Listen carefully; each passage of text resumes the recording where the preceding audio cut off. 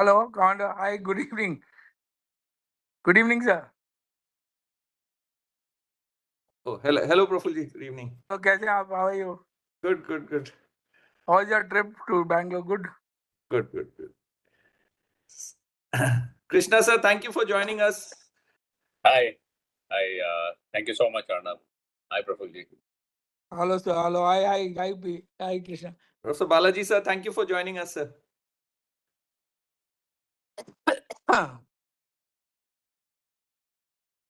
Admiral sir, thank you for joining us, sir. Pleasure to be here. Prashant sir, thank you.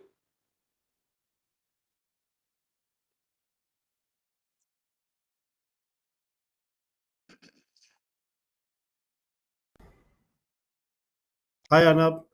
Good afternoon. Hello, sir. Good afternoon. You're able to hear me? Yes, sir. Great. And my camera, is it working for you? We are not able to see your face, but your camera is switching on definitely. Just 1 minute. Let me just get it activated.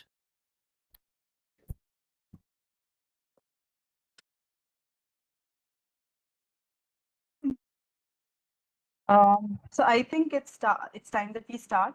It's almost 4. So welcome everybody and good evening.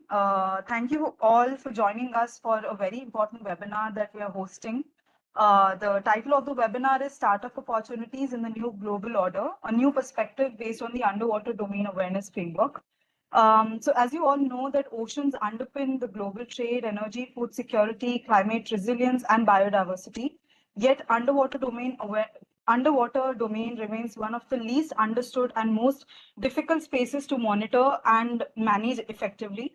And as the blue economy expands with the increasing reliance on ocean-based resources, infrastructure, and services, there's an urgent need to enhance our ability to observe, analyze, and act upon the underwater data which is available.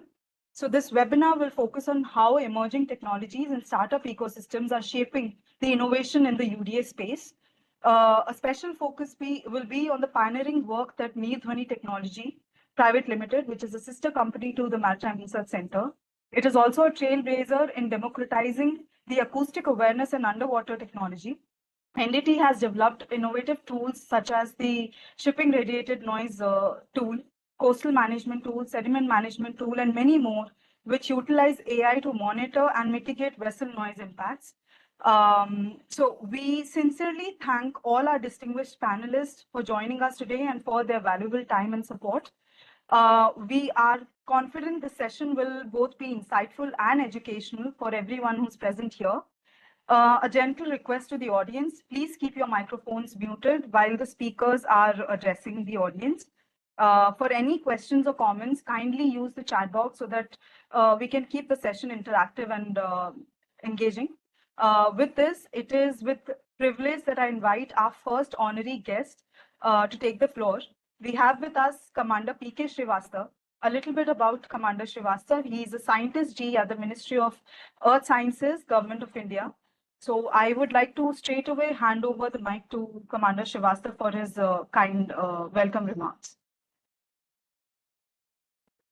Hi, good afternoon, Nishta and the team here. Good afternoon to all the dignitaries who have joined.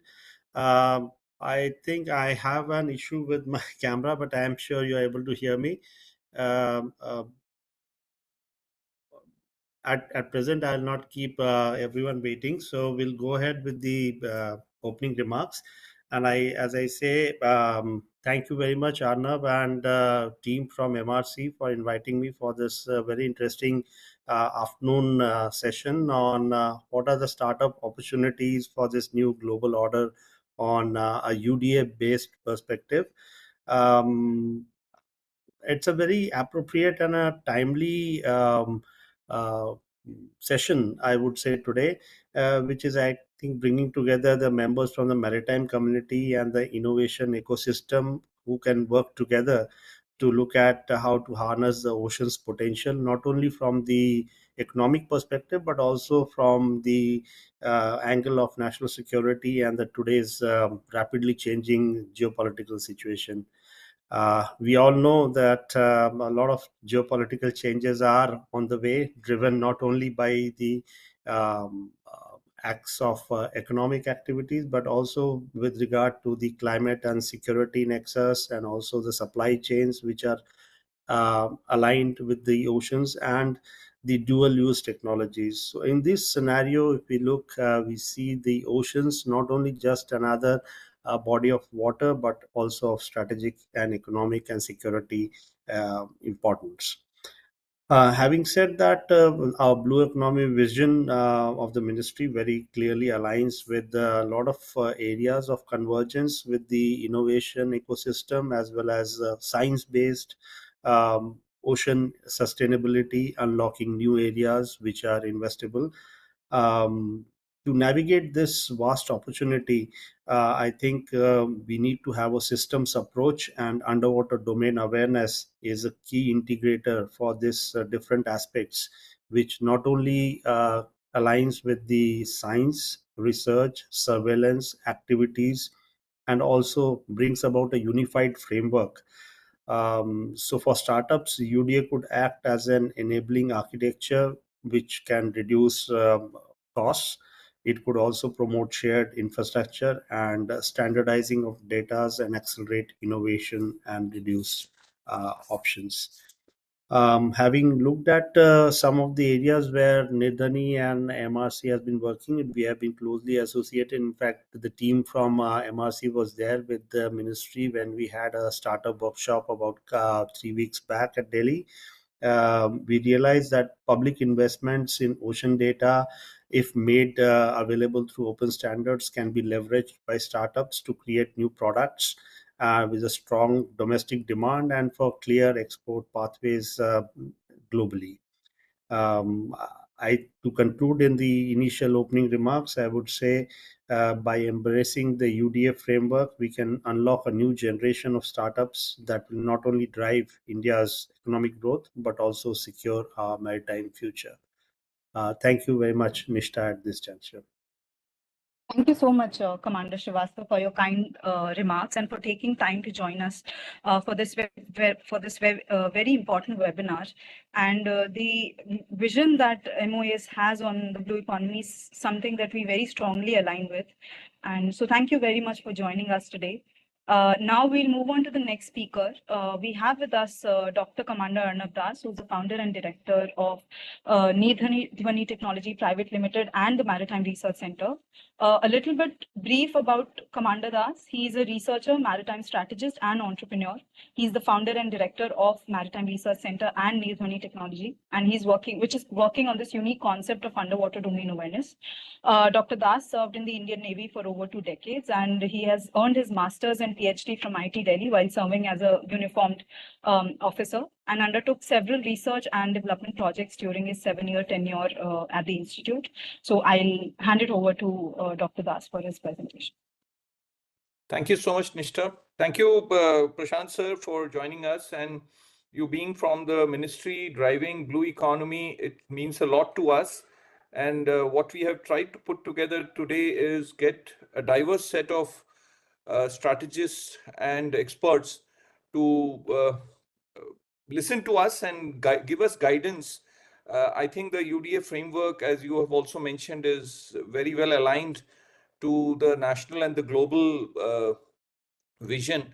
And it's very important for us to present our work to you and to all of you, and get the guidance required so that we can better align ourselves to the larger thought process. So I will make a very short presentation, and then my team will take over on very specifics of certain sectors that we have tried to put together. To start with, one very important aspect I would like to highlight is the unique tropical challenges and opportunities. We all know that we are in the tropical waters, and today the global community is strategically looking at the tropical waters. The Indo-Pacific, by definition, is the tropical waters of the Indian Ocean and the Pacific Ocean. And the tropical waters, on one end, it has rich biodiversity, a lot of undersea resources, but on the other side, when for exploitation or exploration, when we have to undertake UDA, the sonar performance degrades by almost 60%. So typically the underwater technology or the sonar technology, which developed during the Cold War period in the Greenland, Iceland, UK gap, it does not translate directly into our waters. And a lot of work needs to be done. So that is the importance of the innovation that we are looking at. And one very important aspect here is that innovation that we are talking about, it is not about solving individual problems. I mean, the UDA framework that we are driving talks about policy intervention, technology intervention, and capacity and capability building. So the policy driving also has to be through real-time data driven. Otherwise, I mean, there has been a tendency, the conventional thinking has been dependence on the Western technologies and Western know-how. But we need to keep in mind that that is not directly, unless there is significant customization that is done in the tropical waters, that same technology does not translate to real-time application in our waters. So that's something we need to keep in mind. The other aspect is that a lot of innovation and a lot of policy is very, very fragmented in terms of not being able to take care of the triple bottom line. So a whole of nation approach or a very structured approach is very important. I mean, the aspect of people, economy, nature, sometimes the development actually becomes a curse for the real people or the indigenous people who deserve to be included. So inclusive development sometimes becomes a big victim of development. So we need to look at this in a very, very serious manner. And that's what I think my colleagues, our research fellows will try and convince you what we are doing and how it is aligned to taking care of it comprehensively. Maritime domain awareness, we have been looking at this. I mean, we have to also keep in mind the global south and the realities of the global south. The resources will be limited.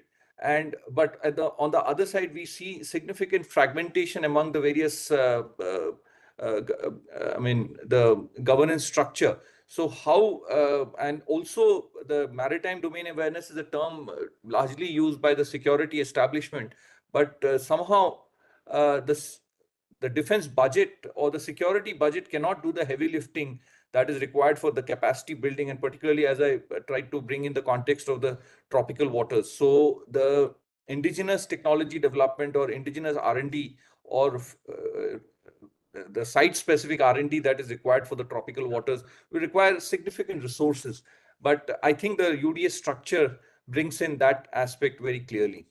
So just quickly, I think this audience knows about the various dimensions of the UDA that we talk about. I mean, I always start my presentation by saying 75% of the earth is water, and in that 90% is below the surface. So you cannot ignore UDA at any cost.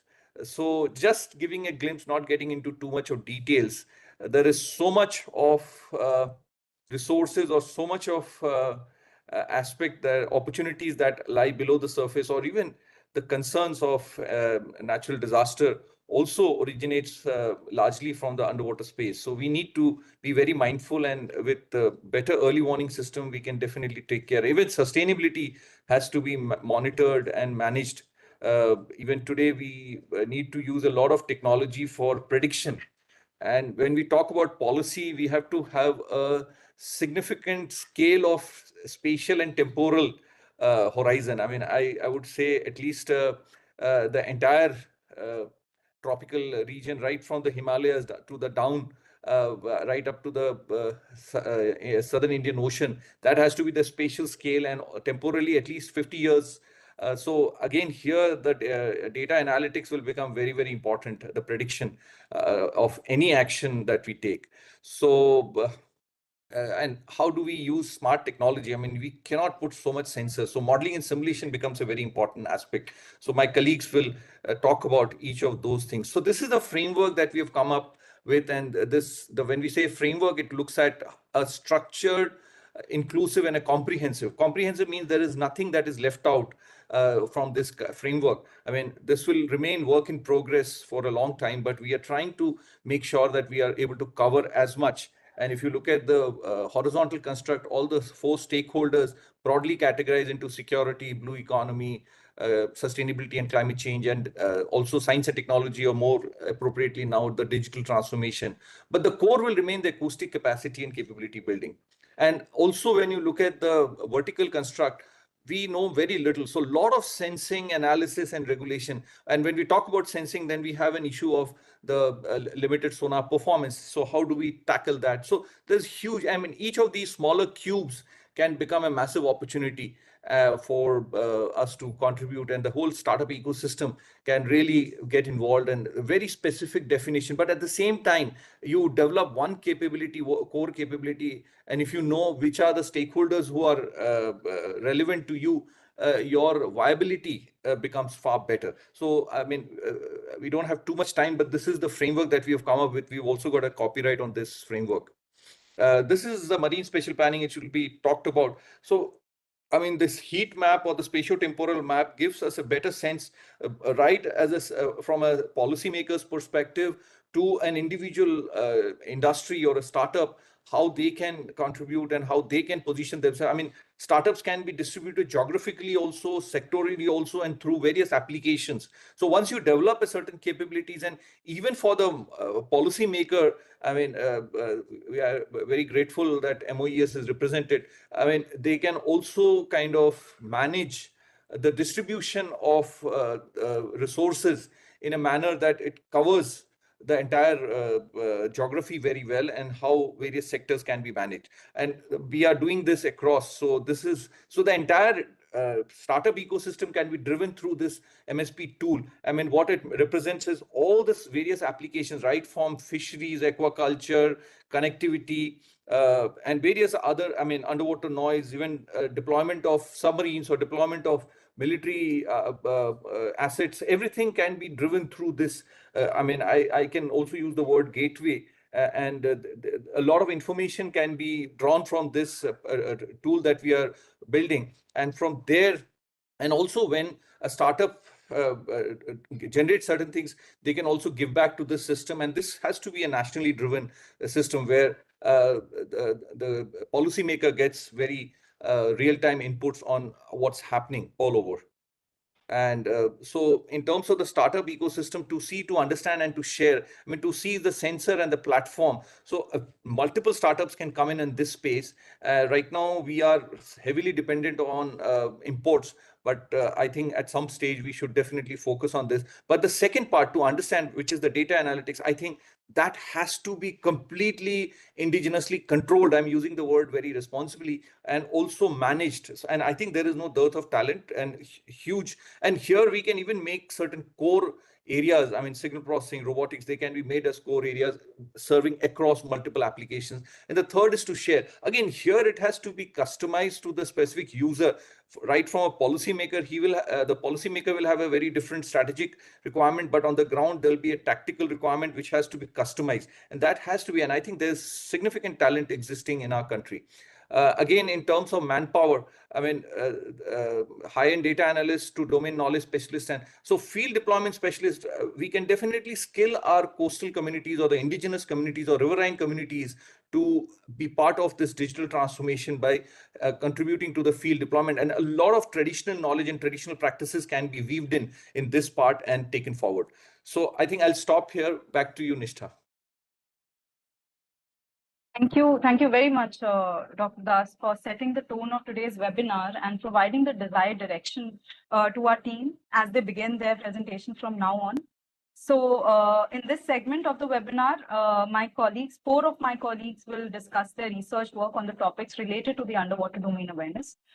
With this, I would like to call upon Sridhar Prabhuraman, who is the Deputy Director at the Maritime Research Center, and he also drives innovation at Maritime Technology. A brief about Sridhar: he brings over 6 years of experience in underwater acoustics at the Maritime Research Center. He completed his master's in artificial intelligence from one of the world's leading prestigious universities. And in his current role, Sridhar oversees the engineering and leads pioneering projects at MRC. These projects aim to bolster maritime situational awareness and support sustainable marine resource ecosystem. So I would hand over the place to Sridhar now. Thank you so much, Nishtha, and a very warm welcome to everyone. It's an exciting opportunity for us to present a different angle towards the work that we all do. Um, both Arnab sir as well as Commander Prashant sir before me aptly put how a technological intervention is basically required for us to drive the startup ecosystem forward and for us to drive the innovation forward in terms of UDA. And today I'll be making a presentation representing one of the angle for the same, which is for the marine spatial planning. So before we understand what marine spatial planning really is, we need to understand what kind of existing problems are there today. The If you look at the overall marine and coastal zones, there is an escalating pressure in the zones. There is an immediate expansion of urban ecosystem. There is an increased shipping. I mean, if we compare between what the Cold War era showcased and right now in 2025, we can see a tremendous exponential increase in the shipping noise, both in terms of the number of ships that are present, as well as the size of the ships and the amount of noise that they generate. While they definitely provide an extremely beneficial economical overturn, it also has a conflicting aspect of lack of endangering the marine species and the coastal ecosystem, and even for the livelihoods for the local fishermen and farmers present in the region. It is extremely difficult for them to make a livelihood. And therefore, it is important that we take into consideration those aspects and try to address them. And again, me being a computer science enthusiast, my lookout for the same has largely been from a technological aspect.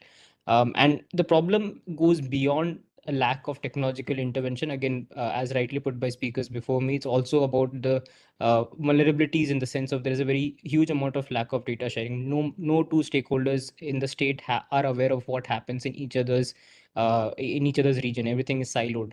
And this is not just something that we are making a statement of. World Bank has also added this in their report for the Indian subcontinent, that the governance remains to be fragmented. Therefore, what we end up with is an environmental degradation, economic loss, and heightened security vulnerabilities that we need to address. Now, before I move on, and we'll come back to this further down the presentation, there are two problems that I would like to showcase here as an example of how MSP, Marine Spatial Planning, helps.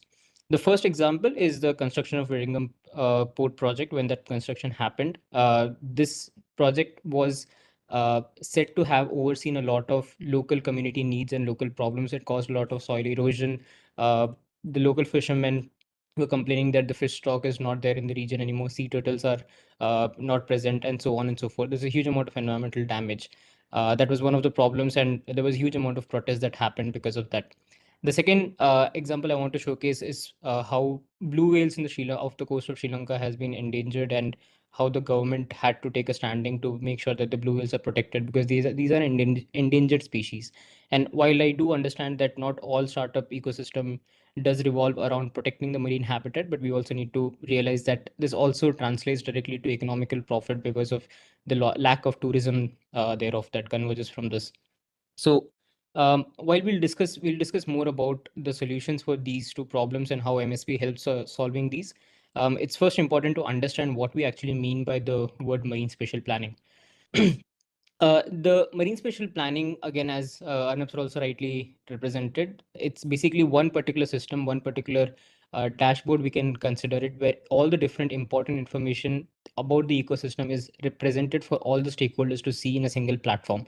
So as a port authority, you can see what kind of shipping noise is there in the region, what kind of sediment type is there in the region, what is the flow of the sediment, what kind of fish stock is there, what are the endangered species in the region, and so on and so forth. So one single platform where you have all the information available, and that's something that allows you to perform modeling and simulation. By modeling and simulation, what we mean is that taking a stock of, if a port is constructed in a particular region, if there's an increase in the shipping traffic, how much amount of shipping noise will that contribute? And if there is an increase of shipping noise, how is that going to impact the local species in the region? What if we are performing a dredging in a particular, or if we are planning to perform an oil rig or anything, implanting an oil rig or something, we need to understand what kind of sediment is there to begin with, whether it's a clay sand or a sandy silt. Depending upon the different types of sediments, the different usages are different, and how much amount of strength will it provide to the platform. There's so many aspects that need to be considered, not just by the authorities that are developing the project, but also by multiple stakeholders, including the local communities, because even with the fishermen need to be aware of what kind of environment is going to get degraded and what is their alternative to that particular aspect. So that is our goal behind driving marine spatial planning as a unique platform that we have. Now, there are 4 strategic pillars of marine spatial planning. At the base, we have our data science and integration. All of this comes together again uh, as a tool, as a project. If we want to make it reachable, it needs to be a software as a solution that anyone and everyone can deploy and use. So and at the very core of it, it's all about data science integration, where we accumulate data from different sources like bathymetry, sediment type, AIS, using the satellite AIS data for the shipping traffic in the region, and so on and so forth. On top of that, we perform modeling and simulation. By that, what we mean, and that is what makes our effort of MSP-based modeling and simulation-based MSP unique. We are not just representing what kind of shipping traffic is there in the region, because that definitely, although it adds value, what adds more value is what kind of noise is generated due to that shipping, because we want to estimate those kind of elements. Similarly, we are not just showcasing how much what is the sea wave state. We are also looking at what is the impact of that sea wave state, and every single element we are performing simulations on top of it, and we are deriving scientific results on top of it, and that result is what we are showcasing on that interface, and not just the aspect of not just the data in itself. And that's why the modeling and simulation and tooling comes below that. What drives that is essentially policy and regulatory framework. MRC in itself has done a lot of work in policy and regulatory aspect. I'll again showcase that a bit towards the conclusion, but we have contributed towards MEPC 76 and other such kind of reports have been published by MRC. And then the capacity building, because at the end of the day, all of this goes back to the local community, the port authorities, the governments, all the different kinds of stakeholders. So a single tool where everyone can be aware of what's happening and educating them and taking their inputs to feed back into the tool. So that completes the cycle where the local community and the stakeholders are not left out of the whole tooling. And we at NDT, we keep on pressurizing on the fact that we are not providing just product and services. We are providing solutions that is that we drive. So looking at the individual aspects, what do we really mean by what are the different components that MSP provides? Looking at sediment management, this basically includes inland waterways, and all of these are independent projects that we have already performed, and that's what I have listed here, not something that we can. It's something that MRC has already done as part of the work that we have been doing. So inland waterways, having an aids to navigation, understanding. So in most of the shipping lanes, even though we have more than 147 inland waterways, a lot of it is unusable at this point of time because of lack of aids to navigation. So having an aids to navigation toward in the inland waterways, understanding what type of sediment is there in the region allows us to understand how much depth of the water is actually present for the ships to navigate, and what kind of ships can actually navigate in that particular channel. It can help devise policy framework. We have done so already for the sediment management in Brahmaputra Basin. Classifying the sediment, the tool will essentially represent what kind of sediment is there in the region, while taking into consideration the tropical waters. I mean, Indian subcontinent is unique in that tropical aspect, and we keep on mentioning that it's not a solution that is taken up from a different source might not work here, because being a tropical water basically means that the line at which the sound speed travels is the speed of sound, the sound speed minimum, what we call the SOFAR channel, that is very below 1500 meters is what we get for the Indian waters. And that basically means that the whole sound propagation channel is extremely different for tropical waters as compared to the polar regions. So that is something this tool takes into consideration. Bed load estimation, we use satellite based bed load estimation to understand what kind of bed load is there in the region. And we have also undertaken work of sediment classification in Ujjaini reservoir using a similar model. I believe my colleague will explain more on the sediment management aspect and like diving deep into that particular angle. The second component of MSP is the shipping noise and vibration. Basically, again, as I explained, not just about the which vessel it is, not just about the quantity of vessel, but how much noise that is derived from that vessel is what we are showcasing. And this we are doing it in a three-dimensional aspect. When we say three-dimensional, we can basically see the noise propagated not just on the ocean surface, but also below the water, how much noise is propagating from the noise generated by the ships. And all of this uses a lot of advanced technology. When we say something needs to be provided as a SaaS platform, a real-time estimation in itself is a huge amount of, it is a complicated task in itself.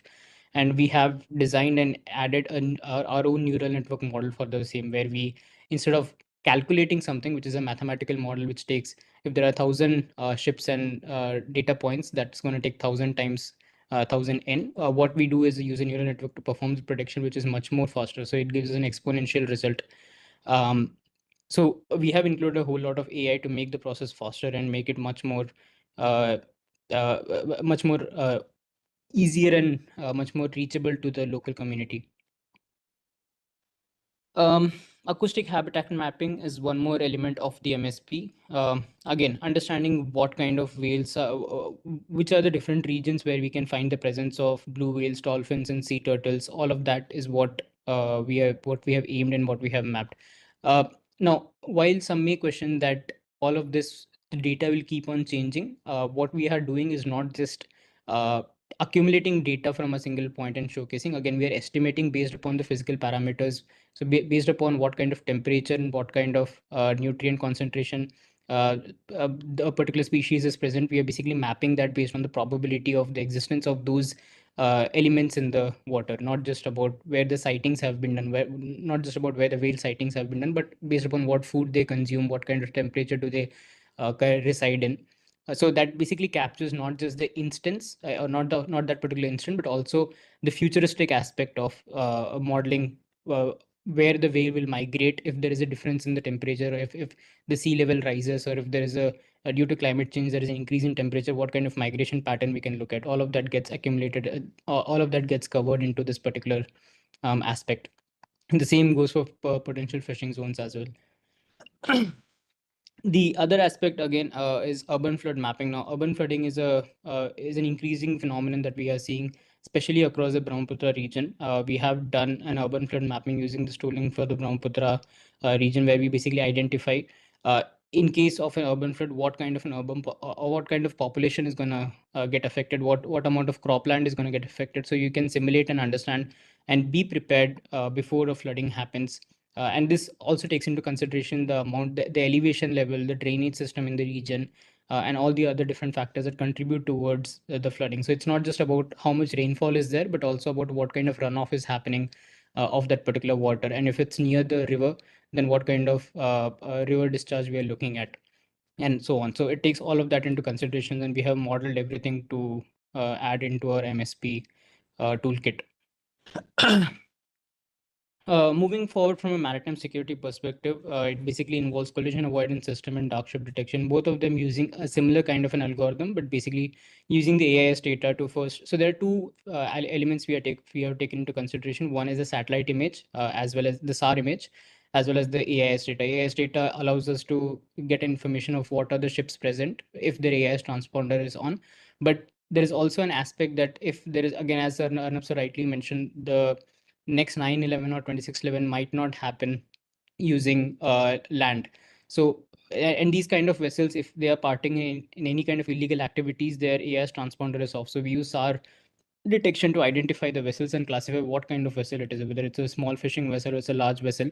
And we match that along with the AIS data that we have, the satellite AIS data that we capture. And if there is anything wrong, if we see that there is a significant mismatch, we draw an alert out of it. Similar kind of an algorithm, but more from a collision avoidance system perspective, where we track the movement of the vessels, identify what kind of vessel path they are going to take, and identify whether the vessels are going to collide with each other or not, or what is the risk of collision for them. The one more element we have added is recently is the undersea cable mapping, where we have identified all the different the undersea cables in the region, because that is again an upcoming area of interest. So while we looked at a lot of different aspects of individual components of MSP, it's also important to understand what the different startup opportunities that are present in these particular for MSP in general, because after all, this webinar is based upon the startup opportunities for UDA. Now, in terms of sediment management, we're looking at there's an opportunity that the coastal infrastructure and port authorities require. They face a lot of cost in performing dredging and all those kind of activities, and this leads to a lot of risk of erosion and siltation problems. So a startup angle towards this will be basically looking at an AI/ML based sediment prediction platform for ports and coastal authorities. This can be subscription based, where the coastal erosion monitoring services can be used by these authorities to understand what kind of erosion are we looking at. Same goes for ship noise and vibration studies. Now, IMO is pushing towards stricter global regulations. Every single country is kind of pushed towards mandating this directive. And this will basically mean that all the shipping companies have to adhere to this particular law. And the law essentially states that you need to reduce the amount of noise that is being generated. Now, to put that into policy perspective, the authorities need to have an understanding of what kind of noise are we actually having to begin with. There needs to be some kind of a baseline, and then we need to understand that if we reduce the number of ships, or if we change the route of that particular ship, what kind of noise level are we looking at? All of these, again, the authorities require a particular tool for that. So ship noise and vibration independently can also look at it from a startup angle perspective. And more from software as a platform element, this can be very much provided as a public API, which basically means any other tool, not just MRC's tool, but any other government tool can ingest data from MSP and display in their platforms or use in their platforms per se, or any startup project that is being done on top of that. Now, on-demand acoustic mapping services is again something that there is a huge opportunity there, where basically a mapping of all the offshore wind, oil, gas, and all the blue economy projects can that can be taken into consideration, and there can be data licensing that can be performed on top of it. This is important for both government as well as private companies. Urban flood mapping, I don't think I need to explain too much on top of that. We already understand how flooding is a crucial element, and all the authorities, including municipalities and real estate developers, if we want to build a platform in a particular region, we want to understand what kind of urban flooding are we looking at, what is the risk of exposure there. So opportunities are massive in terms of urban flood mapping in itself as a startup opportunity. Dark ship detection from maritime security perspective, something that allows us to enforce and detect smuggling and IU fishing and other such kind of activities. We have a huge amount of bandwidth that can be filled up from a startup ecosystem perspective. And the same goes for collision avoidance system as well. As such, we have existing collision avoidance systems present, and that the same goes for even dark ship detection. But what we are looking at and what we have presented here is something unique in terms of both from an economically viable perspective as well as local indigenous solution to the problem that we have.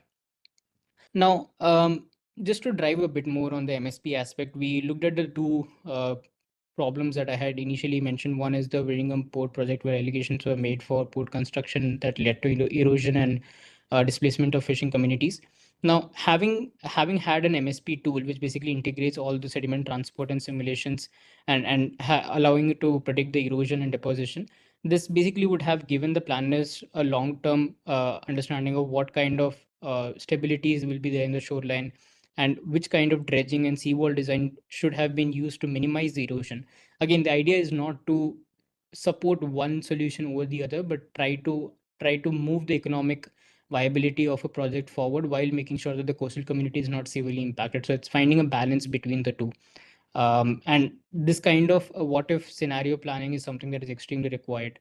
The second problem that we looked at is the problem with the ship strikes on blue whales. So where extreme amount of shipping had endangered the blue whale species off the coast of Sri Lanka. Now, I presented the case of Sri Lanka here, but this problem really is global, and including the Indian subcontinent, where we have seen a lot of whales and dolphins washing ashore off the coast of Mumbai and other places as well, for that matter.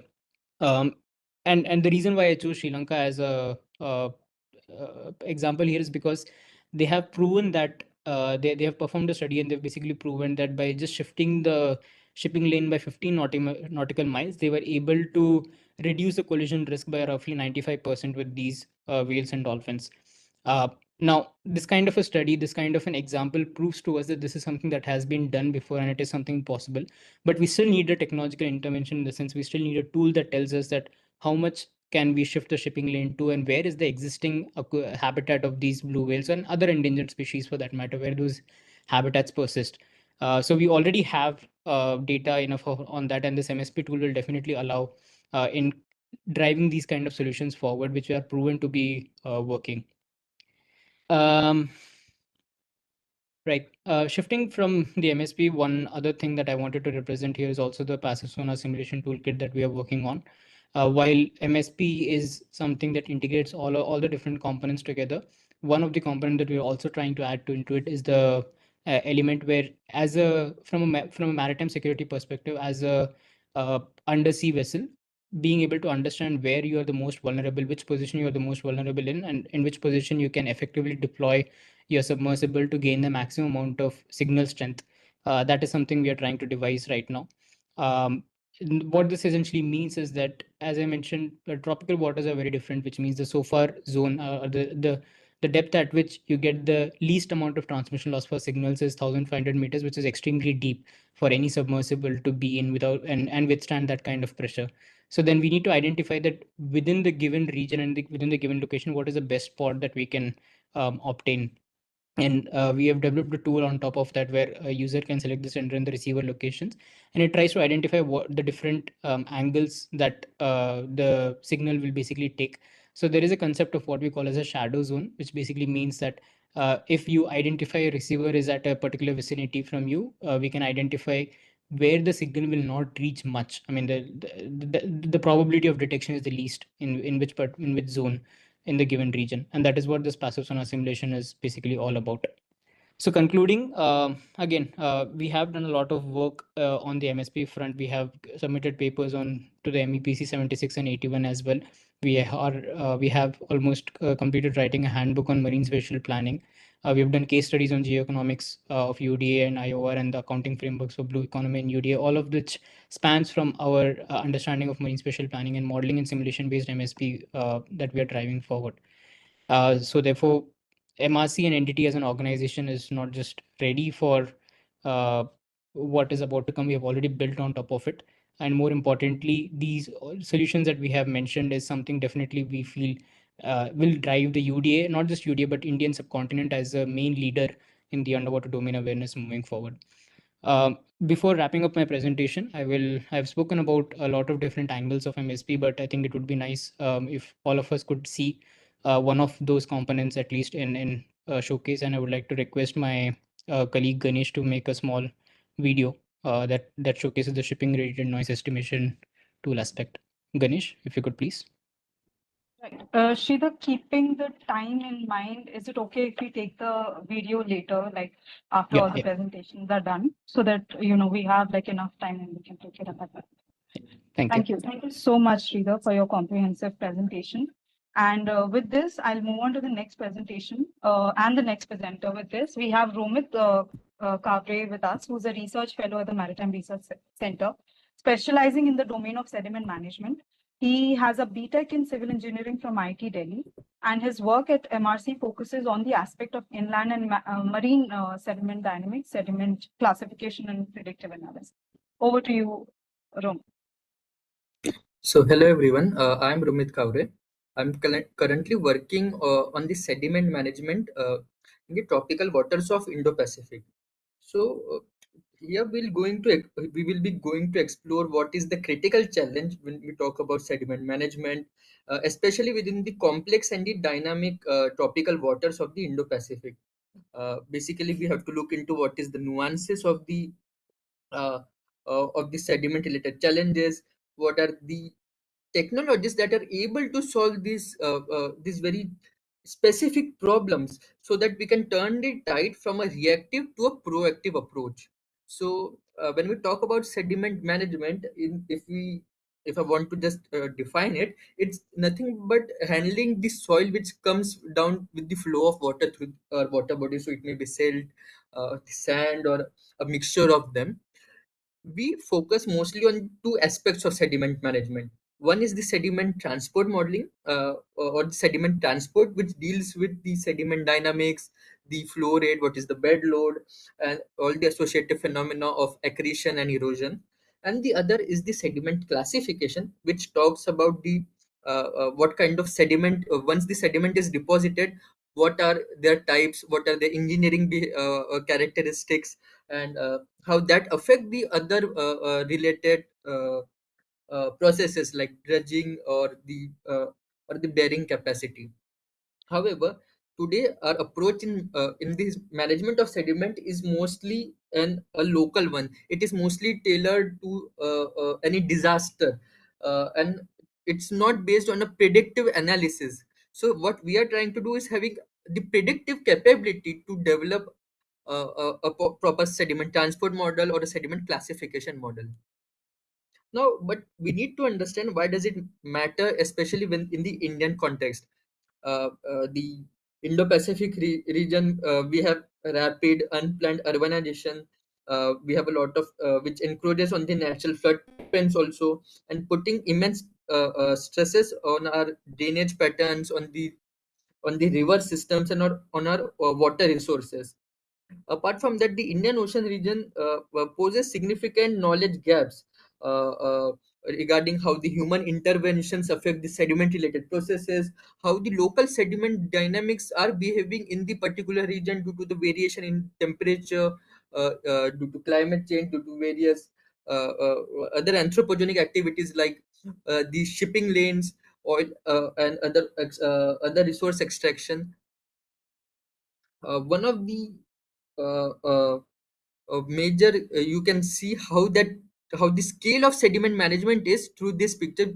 As you can see, this is the Gulf of Khambat. So within a span of few months, you can see in April it's relatively clear, but it transforms into a very thick sediment layer through the influx of sediment from the Sabarmati, the Tapi, and the Mahi river. So we can see how large is the scale of managing sediments, which largely goes unmanaged and mostly ignored. uh, Again, as my colleague talked about the unique tropical conditions which are there in the Indian Ocean region, we need to properly assess them. How does these intense monsoon systems lead to excessive sedimentation, the subsequent erosion, deforestation, how all these are affecting the influx of sediment. In fact, when we talk about the Ganga Brahmaputra system, it it it is around the sediment influx is around 10% of the global sediment influx. So we have very unique conditions when we talk about just the sediment case. So these innovations that already exist in other regions of the world can't be directly translated into the Indian context. Now, if we go directly into what are the specific applications or challenges related to the seabed is highly uneven due to the ever-going sediment deposition, the redistribution, and this affects the navigation, resource extraction. Uh, we have the ecosystem management. When we talk about the route mapping for undersea cables, understanding the bathymetry, the evolving bathymetry is very much crucial. How the submarine routes are planned. When we have these polymetallic nodules which are found in the central Indian Ocean basin, this would also require technologies that would be able to extract these nodules from the seabed. Now, all of this require an extensive knowledge of the seabed. However, there are significant gaps in the bathymet data, how the sediment shift keeps on happening, how the we have the underwater slopes, how they affect this overall stability of the seabed. Unfortunately, that a research gap exists in this particular region. Another crucial application of the sediment classification is within the strategic resource deployment. So when we talk about the shallow water warfare, we have to deploy the say any heavy machinery. We would have to make some structures such as bunkers or trenches in such shallow waters, and for that we require the understanding of the sediment bearing pressure, which is the maximum load that can be taken up by that layer of sediment. Uh, Again, so it has also leads to the enhanced mobility of the heavy structures, or if we have any temporary bridges or any amphibious operations, this sediment bearing pressure is very much crucial, not only in the defense applications, but when we talk about the other civilian infrastructure also. So if due to excessive sediment flow, there might be erosion, and that leads to a scouring uh, uh, of the infrastructure of various bridge abutments. Due to this, there would be foundational instability, thus leading to excessive settlements and lead to a collapse. Similarly, when we talk about the reservoirs, specifically in terms of earthen dams, the piping failures or the internal erosion is a very crucial, is a very mammoth challenge that is currently faced due to this unmonitored sedimentation. When we talk about the watershed, this Central Water Commission study mentions that some of the Indian reservoirs face a sedimentation level rate of around 1%, which is greater than the global average of around 0.5%. Now, due to this, there is a storage capacity loss of up to 30% within the Indian reservoirs. Not only reduces the storage capacity but also poses risk to the overall stability of the structure, leading to infrastructure damage, and also in terms of hydropower projects it might lead to damage to the turbine blades and blocking of the dam outlets.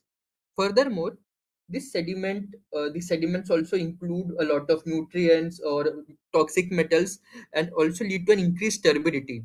This deteriorates the water quality, increasing the turbidity and and also leading to sediment pollution.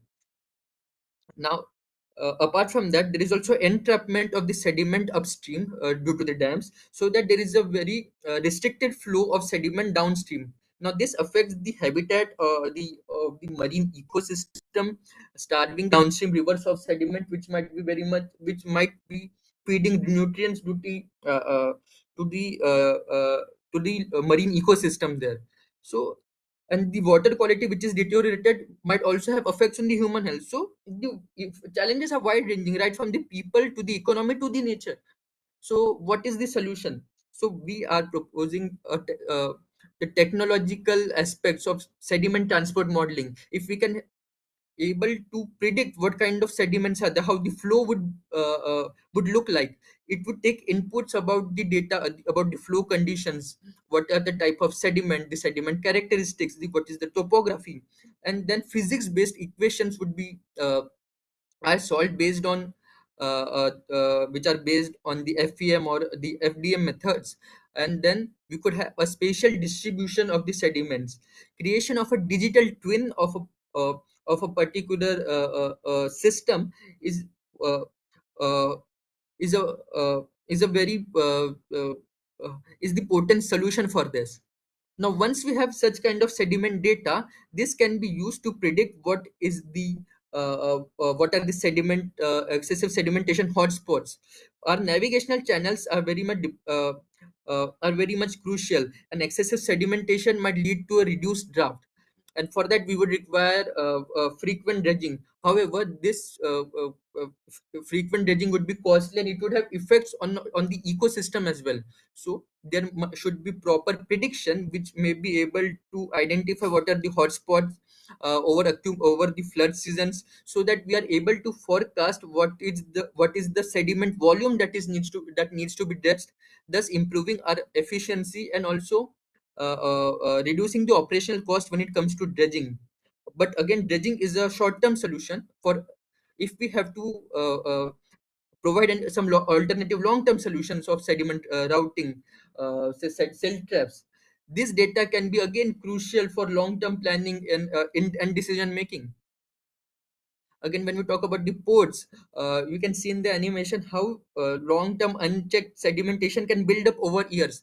Now, this causes uh, uh,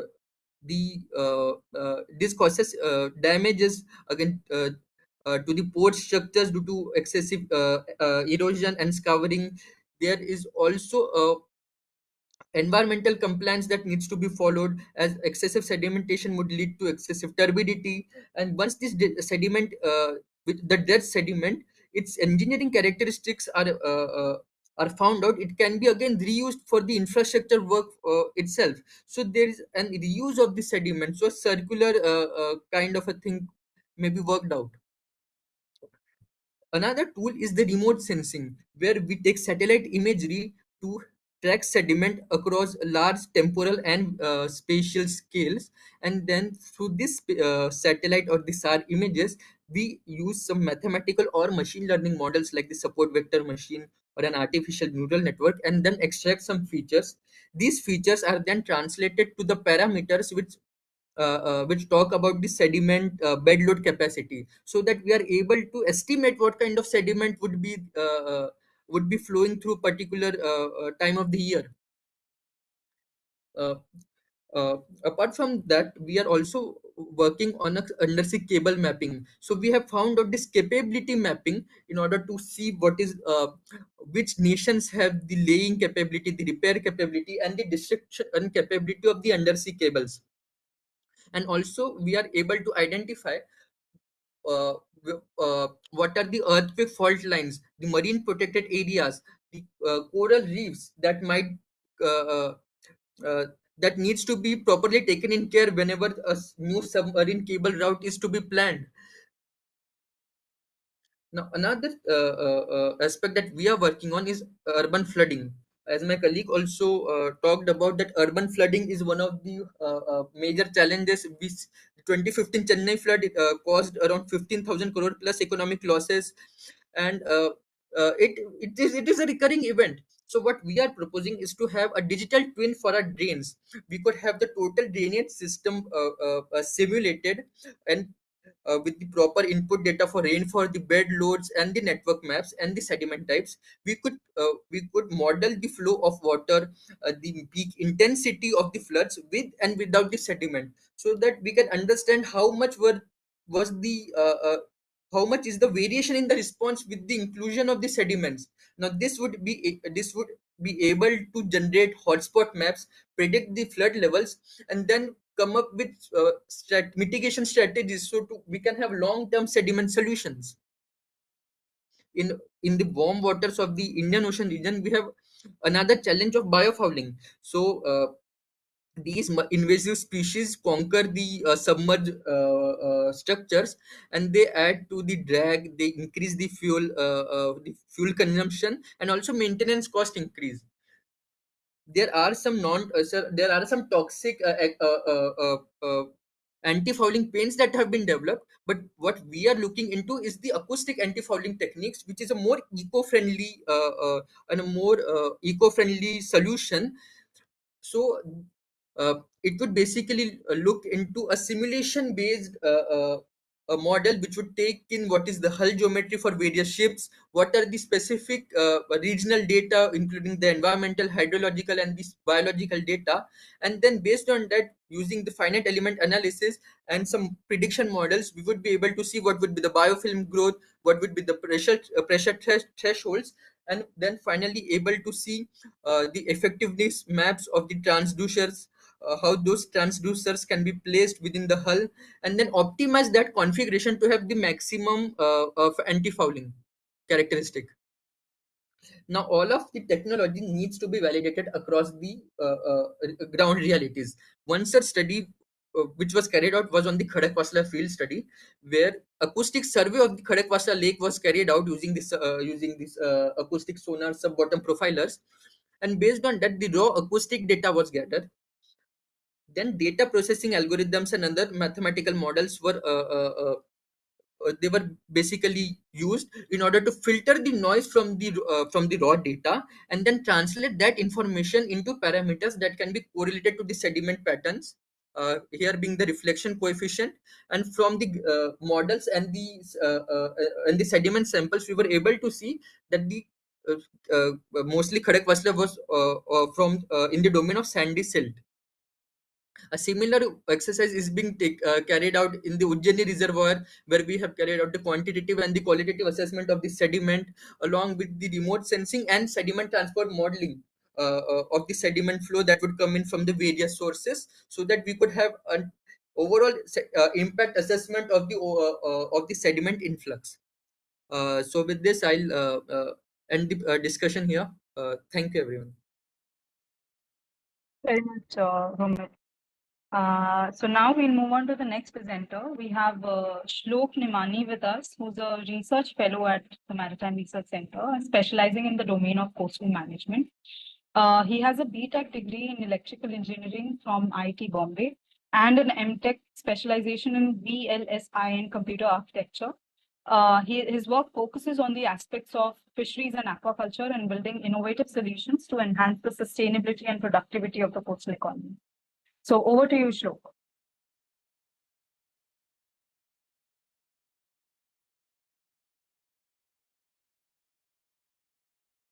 everyone. Good evening. Welcome to my presentation on digital transformation for coastal management. And my outline for the presentation will be as follows, like why we are even talking about coastal management. That would be very clear when we go through the whole coastal economy, like what sectors are involved in a coastal economy as of now, the challenges and opportunities in the Indian Ocean region, which can be corrected, and the opportunities which can be tapped and harnessed. And what are the solutions which are being developed by the NDT, and how do we internally evaluate those solutions and build up futuristic ideas which can in turn turn into a startup opportunity.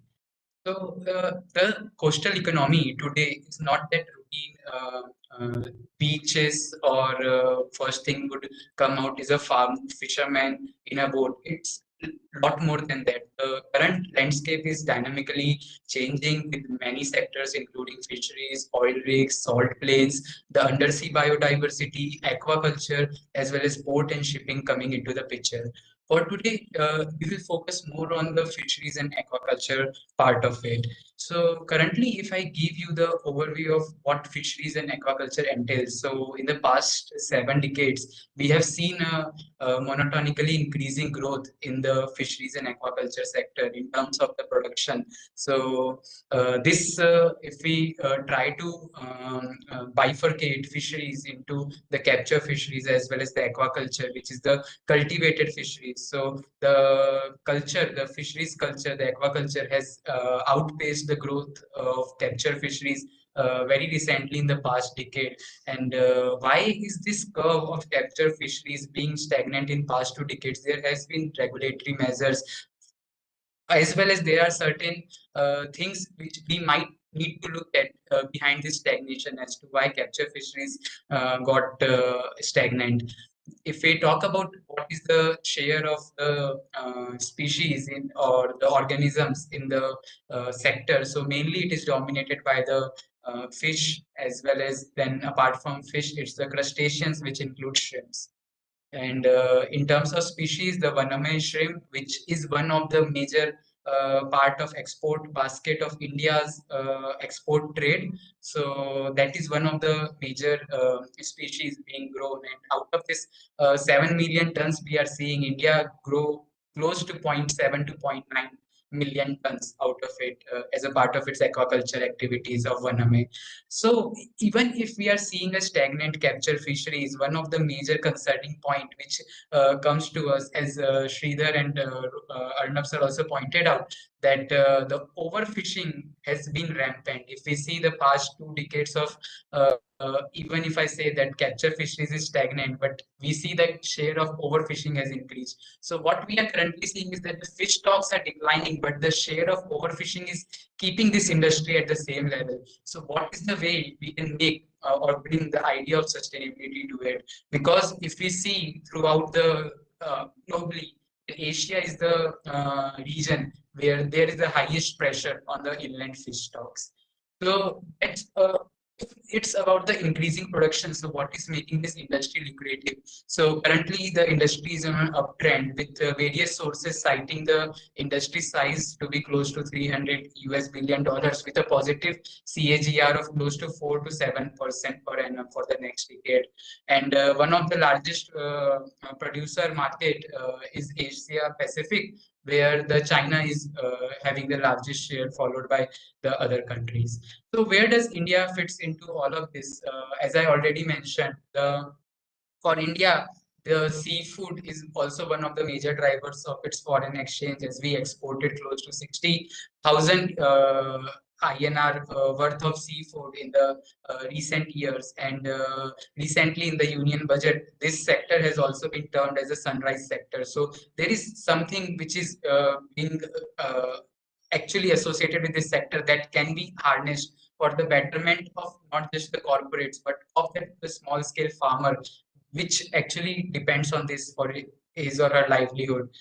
So now this all story brings us to the Indian Ocean region, where we will try to see what are the challenges we need to tackle and what are the opportunities which will help us drive this thing. So the major challenges include the sustainability concerns, where these concerns are mainly, or this sector is mainly threatened by the IUU fishing, as well as the unsustainable aquaculture practices and the climate change concerns. And how this can be addressed also, like how NDT has built the foundational model, which or the tools which can help curb these practices, is also what we are going to talk about here.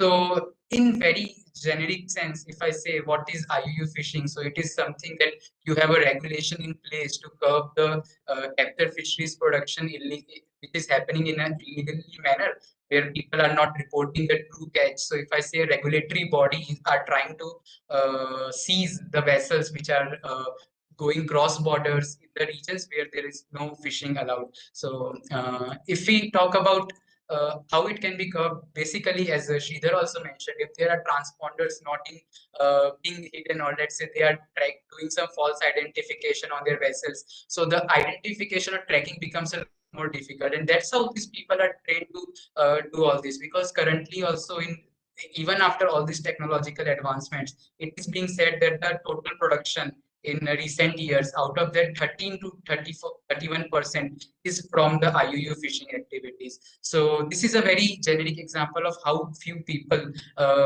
prefer their personal profits over the planet and people, thereby disturbing the triple bottom line. If we talk about the unsustainable aquaculture practices, so what happens if we see aquaculture as a substitute to fisheries? So even if the aquaculture farms are operated non-optimally, it leads to lower yields, which actually, for the same production, it increases the dependence on the area and land, and that leads to conflict in the coastal economy, because it's not just one sector which is demanding that land. For the development of infrastructure, everyone is demanding the same piece of share of land for their own growth. And this, for a small scale farmer or any farmer, if non-optimal growth leads to lower weights of or the lower biomass production, it is leading to the lesser return on investment, which they might not be very much happy about as a part of their livelihood. If we talk about the climate change concerns, so in a very recent work being right by our interns, we found that the tropical waters, while changing the dynamics of or the metrics or the parameters while changing, so few concerns which will affect fisheries sector will be the ocean acidification, the sea surface temperature rise, and phytoplankton decline. So while we have been talking about this, so they are the problems of now, and they are not a new problem as of date. So many studies recently have already pointed out that the direct effect of this would be the habitat shifts, and this will lead to farmers having reduced yields or having no yields at all. So why it will be concerning for the farmers is what we are going to talk about in our next section. But how this whole sector can be driven with the tinge or the pinch of the modernity, like how what all elements are needed. The first is the research, where we need to understand the science or the metabolism behind this species which are grown for their purpose of seafood, as well as algae for pharmaceuticals and other purposes. So the research is something which will help build innovative techniques like we have polyculture and IMPA developed in past few decades. Then we need investment from the stakeholders as well as the government to actually support the small scale farmers with the equipments which are needed to have this technology in place. The urge or the requirement of the nations, the move towards sustainability, will also drive this force. The innovation, as we will talk about later, is what will make such a shift easier, with the low cost solution which are feasible to be implemented at a large scale easily.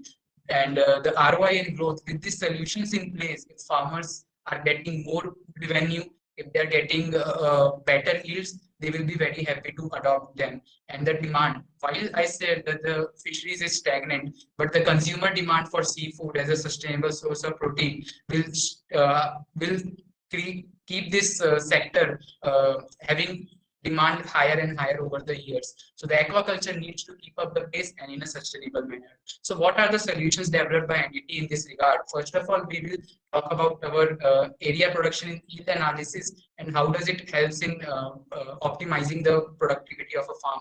Then the potential fishing zones tool they have developed, the digital twin for tuna fish, a real-time fish identification tool, and a North Atlantic whale sound detection.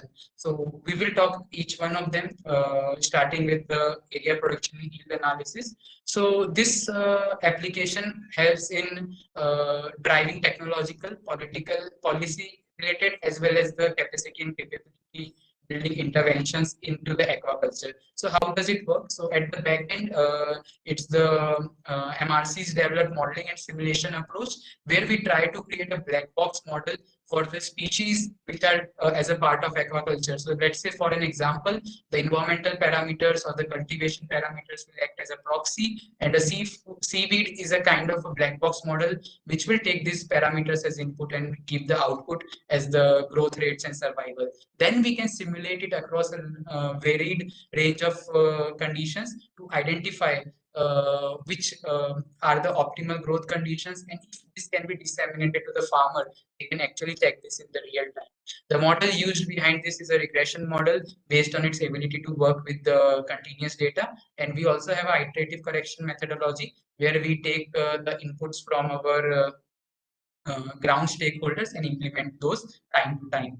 These were the results of our approach, and while I won't dig too much into the approach because our publication is now live in the Indian Journal of Geomarine Sciences, so those can be read there. So the whole idea of our research at NDT is that it should not be confined within the room where we are talking. It should be directly deployed once the backend is developed with our research, the models are up, then they should be deployed to the ground where farmers can use it. So the APY tool, which is actually a built tool, has been tested in our ground validation, where the tool takes the input of the farmers and give them the growth rate predictions as well as the weight predictions, and as well as the how much production they should be expecting. That way they can actually estimate the revenue in advance. If they just know the how their farm parameters as of today, they know, let's say, of a month or 2 months ahead if they continuously operate at the same conditions. So this is how I just take two contrasting examples where the farmer is operating as a non-optimal parameters. Let's say in case he is not aware, or in case he has not much training, because for seaweed, here I am showing for shrimp, seaweed is a, I can say, a new age cultivation or the mariculture thing. So the farmers might need a lot more training. So this is where this APY tool can be of a lot more helpful or impactful for the government or the training agencies, where they can give this directly to them, and while they feed in the input parameters, they will see the variation as to which conditions are good versus which conditions are bad for the growth. The research being, or the tool being developed, has a good research being validated, and while we already have our speakers talking about the data thing. So here I would just like to mention about our collaboration with Dr.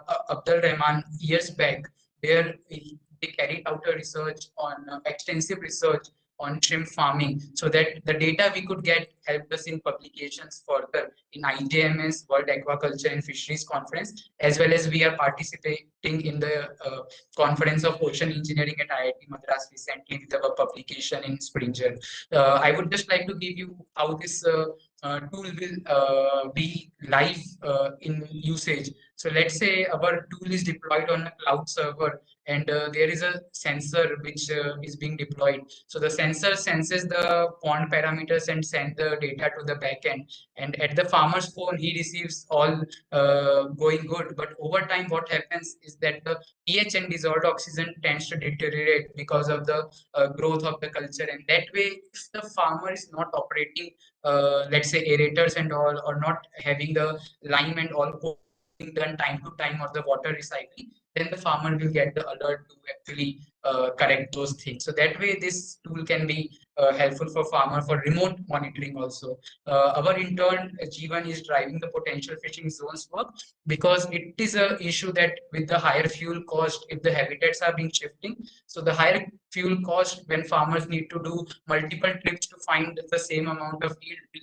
lead to lesser profits or even losses. So GUI based advisory, while we are working on this with the data from Incois, and that is still in progress, we move ahead with the data from the open source from the NASA Ocean Color program, and based on the data for temperature and chloro will be collected as a proxy around Visakhapatnam port. So what we actually developed is a GUI in a very nascent stage as of now, but once the data from Incois, the pipeline is set up, so we will be able to better validate it also. Currently, we are having a resolution of 4 kilometer, having 1467 data points around the Visakhapatnam region, and this is a GUI which we have already developed, and let's say it currently it might not be very clear, but it tries to point for each of the region whether the region is suitable for the growth or yield or not. So currently on right hand side, I wanted to show that the red dots are meaning the lesser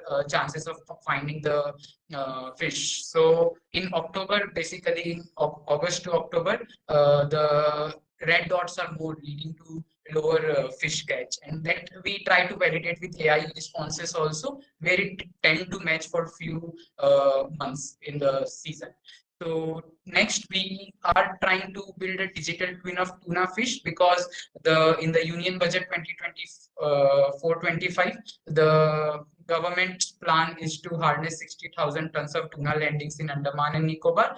We have make model out of regression as well as the artificial neural network, but we moved ahead with the regression one concerning citing the data concerns, where we were not able to find the real-time data to validate our ANN models. We also have real-time fish identification model up, where we are actually based on the fish image itself. We have a convolutional neural network that can predict the fish into the 15 classes of the fishes. So this CNN model is also hosted on a cloud with the API being exposed, just like as Sridhar mentioned, for all other tools. So this can be integrated in any of our stakeholders tools and all.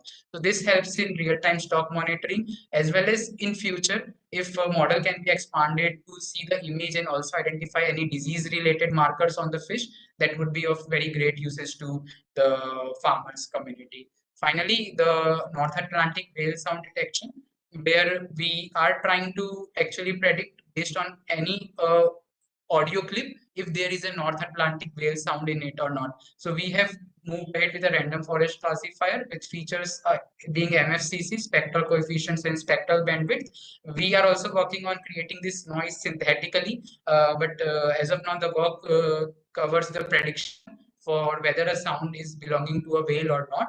And this helps in a coastal habitat management, where in terms of any infrastructure development, let's say I can try to see from any acoustic reception whether what is the complete signature of that coastal habitat, what kind of species live there, how much would be the impact of the infrastructure on them. Currently, it is just for this whale, but once the model is built, the foundation has been built by us, and once this is complete, its applicability can be studied directly on the other species as well as organisms also. Finally, these all solutions, I talked about APY being accepted at conferences and publications being done in Springer, but we also try to evaluate these solutions as a part of our outreach program to the ground people, where we visited Veeraval and Ratnagiri, and we actually demoed them the APY tool, collected their feedback, and try to improve upon. This is a part of the iterative correction, as I have mentioned earlier. We also sensitize the research community with webinars, where we take feedback of the research communities about our work, to try to see if our work really makes sense for the indigenous community, and we are trying to bridge that gap between the traditionality and modernity, because the whole idea about this new intervention is the thing should not be felt to the community as it will marginalize them more. They should not feel that their rights are being abridged, but these tools should help them understand that, okay, the stakeholders, as we as a research or the policymakers are trying to uplift them with these tools. So we also work on the solution proposals to develop these IoT sensors indigenously. We have attempted for proposals at TIH IoT, the incubator program at IIT Bombay, as well as we sent proposals to DPIIT also. And we also work on, as a part of our futuristic ideas, we work on LLM agentic AI, so that the whole lot of documentations which come from MRC's research as well as our own tools, so whole can be collated, and this can reach a even wider audience with the LLMs being used even in academia and other places. So that's all. Thank you for my. Thank you, Shlok. Thanks for your presentation. Next, we have with us Catherine J. A little bit about Catherine. She's the head of research and publication at the Maritime Research Center. She's also the co-editor of UDA Knowledge Center, demonstrating her commitment towards knowledge dissemination, capacity building, and sustainable development research. She has a strong interdisciplinary background, holding a master's degree in water sciences policy from Shiv Nadar University. She completed the Young India Fellowship at Ashoka University, PGD in Liberal Studies, and holds a BSc Honours in Physics from St. Stephen's College, Delhi University. So over to Catherine for the presentation. Good evening, everyone. I would like to thank all my previous speakers and thank you all the dignitaries for attending this webinar today. So my presentation is going to be on blue economy policy and investment based on UDA, how that enables building an enabling ecosystem. So the crux of my presentation is going to be with the whole blue economy policy being drafted and being finalized, and various investment channels being investigated, how UDA-based investments and policy framework would create the enabling environment for the present conditions, which include the various technological and scientific innovations that's going on parallelly. So setting up the context, what is blue economy? So everybody is aware of what blue economy is, all the activities that encompass where we harness the oceans. At the same time, the word blue economy, the phrase came from Gunter Pauli, who actually had a very, very logical idea of creating a circular economy based out of oceans. So our journey has been has come very far from how it was initially designed, and now we have various other developments, various technological innovations going on. The global scope wise, we are trying to integrate the marine and coastal industries with environmental preservation. At the same time, we are also trying to make sure that we are addressing the climate resilience, food security, and economic growth issues. What India's response has been is aligning it with the SDG 14 goals, emphasizing sustainable use and policy formation. So what we already have is a decentralized governance mechanism, which can be utilized to make sure that we incorporate the elements of blue economy for making sure the technology, the science, and the policy aspects are integrated and all the stakeholders are brought together properly. So we have a system, the capacity and capability building are going to be the next step that's going to be required. And bringing out the synergies between various departments and ministries is also essential. And setting up strategic priorities of which, because we have a lot of emerging industries as well. So how are we going to tackle all of that? So amidst all of this, UDA-enabled mechanisms would help bring transparency and digitally prudent stakeholders. So what is the benefit of integration in blue economy? It strengthens relationship, creativity, and innovation, and the long-term satisfaction. So there is a difference between integration and compromise. So compromise means taking away from a lot of the interests of different stakeholders. But on the other hand, integration is trying to find a solution which makes sure that not that the interests of different parties are not significantly taken away from. So the challenges are resistance barriers, communication barriers, and power imbalances, and lack of mechanisms. So there's a lot of global and regional trends going on. I'll skip this slide. What are the various challenges at present? So we have the policy and governance gaps. We have capability shortages. We have lack of infrastructure analytics. So we are building a lot of projects, the Sagamala project, the Sagar vision, etc. We have a vision, but are we like what is we are taking a lot of steps, but what is the proper, do we have the proper analytics of what is the vision, what are we moving towards? So are we moving towards a green without understanding the blue? So all of these questions are essential that we pose before we take any concrete steps. And there's data opacity. So there's a lot of data, there's a lot of staggered data with different ministries. So there's a lack of comprehensive analytics and data integration, and that is what MRC is trying to fill in. Integrating different data together and coming up with tools that are beneficial for the stakeholders and which are easily understandable, accessible, and but at the same time provides value and to what we are trying to achieve. So we have various high potential sectors, and we are trying to leverage technology to do that. AI, Internet of Things, machine learning, marine special. We are trying to have all these indicators set up for us, and making sure that we are doing everything aligned with the global and regional trends. So the various enabling policies and innovation platforms are here, incentives, public-private partnerships, hackathons, skill building, etc. So one of the projects that we initiated this year was Blue Economy Accounting. So this is a decision support tool which kind of tries to prioritize various sectors based out of oceans. And we are trying to evaluate their economic value. And at the same time, we do not, at present, we do not have like a proper system to indicate what is the contribution of the blue economic activities, but which is very important. Even apart from the scientific and the technological data, we also need to know the economic value of what we are doing, so that we support, we do the integration, we take up the integration properly. So quantifying various health benefits of the different industries is essential.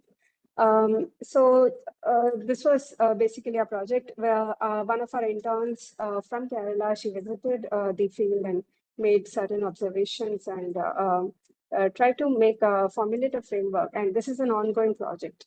So the objective of this project was to construct a classification system linking Indian maritime marine sectors with a comprehensive accounts framework, and also deepen the sectoral evaluation. So in order to build up India's blue economy startup ecosystem, we need, these are very specific but essential. I mean, it's essential that we reiterate these again and again, because we still haven't reached that particular phase where we can say that we completely finish these tasks. So academia, industry, and government, there are various challenges, but we need to take these up one by one, step by step. For example, this webinar itself is like an outreach and collaboration mechanism. And at the same time, we also have, we need dedicated financing mechanisms, which are based out of these UDA essential indicators. And then we have various, we need pilot deployments and test beds to see if modeling and simulation frameworks that we are proposing works and gets validated. So the way forward is basically outreach, making sure everybody is sensitized to this information, and then engage with the stakeholders, and to sustain it, we need innovation and investment. Thank you. And I would just briefly tell you about what MRC and NDT are doing on this blue economy subject. So our research basically brings together science, technology, and policy. We are at present trying to develop a marine spatial planning framework, which is customized to the tropical conditions. So we are also going to be publishing our MSP handbook, which brings together policy, technology, and capacity building initiatives that are necessary from the tropical context. We are also developing various tools, MSP, APY, sediment management tool, digital twins, biofouling management, etc. Parallelly, we are also making sure that all our the liberal arts aspects are also covered, the socio-economic, cultural, and political indicators. We have a lot of publications platforms. We do field interactions regularly. Some of them are to Maharashtra, Gujarat, and Kerala coast. Apart from that, we have a robust skilling and capacity building initiatives going on with respect to e-learning modules, etc. And then our focus has been regional, and our outreach has focused on the tropical waters and the Indo-Pacific. Our field visits have been to, as I mentioned, to various Indian coasts, and we are trying to validate our digital tools, get feedback, and incorporate them back into our tools, gap analysis, technology capacity, and how the accessibility to various resources for supporting their work. Our observations has been people economy nature on ground, and then sensitization of these people, identifying community strengths and indigenous knowledge, building relationship for co-developing solutions and knowledge generation. So these are some of the pictures from our field visits, where we are engaging the fisherfolk communities who are also engaged in seaweed cultivation. We travel with them. We also gave them a small presentation on our work, and they have come up with interesting questions, and which has helped develop our own understanding of the field realities and modify our tools accordingly. With this, I would like to end my presentation. Thank you for your attention. Thank you so much, Catherine. Thank you so much for talking to the audience about the blue economy and the work which is driven by the Maritime Research Center in this domain. So with this, we come to an end to all the presentations that we had lined up for today.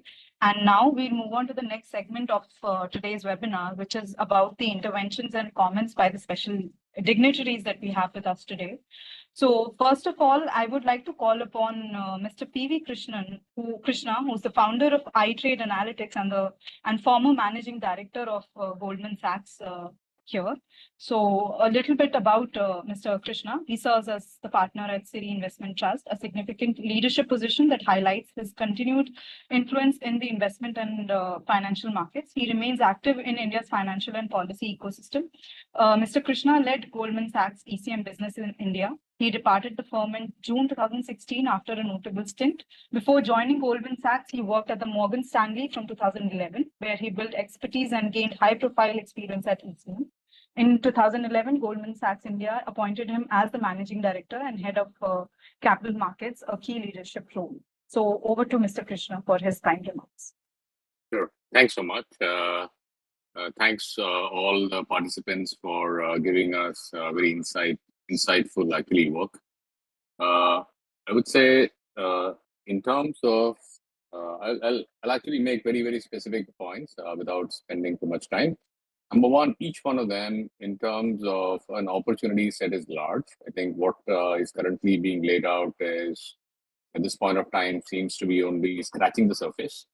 So in terms of two things, again, within that, number one, all of them are tech-led or technology-led. And in addition to the tech layer or the stack that you have for using it in underwater, you have the necessary expertise of MRC, which is actually being put to bear in terms of how to go about putting this in place. So I would say the tech part is there, the know-how is there.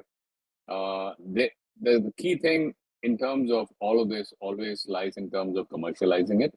And I think that seems to be the right direction, wherein, if I'm not mistaken, at the beginning, Arnab as well as his colleague Sridhar pointed out in terms of which are the areas in which innovation of these as well as projects can be used, whether through an accelerator, whether through a self-funded project, whether as an investment from Nirdhwani, whichever way, or for that matter as an entrepreneurial, I would say, venture. So the only point I would flag is at this point of time, there's a lot of capital which is out there, and defense as well as, and a lot of them is currently going into the area of defense. At this point of time, we can see a lot of that in terrestrial defense in terms of, I would say, aerial, as well as terrestrial because of the recent geopolitical changes. As again, Shrita mentioned, next frontier could be underwater because that can be something which would be important. And that is where I think UDA clearly has is like, way ahead of anyone else in terms of being positioned in terms of all the know-how. So I would say if any of I would say the existing people who have done projects over here, they are willing to actually take it forward. They should definitely consider that as a serious opportunity. They should team up with people who are like-minded. And funding in this environment is something which is highly available, whether it is through accelerators, whether it's through VCs, whether it's through government organizations.